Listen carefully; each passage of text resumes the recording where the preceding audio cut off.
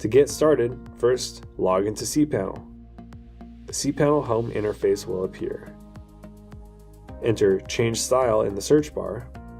Either click Change Style, or you can click your username and select Change Style. The Change Style interface will appear.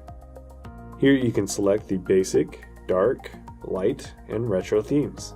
To apply the dark theme, for example, click Apply. The interface will reload with the new style.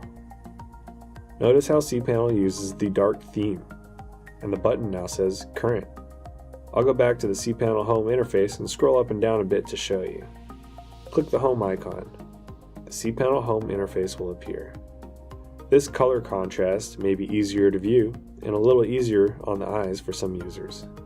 If you want to go back to basics, you can click your user icon then select Change Style again. The Change Style interface will appear. Then click Apply for the basic theme.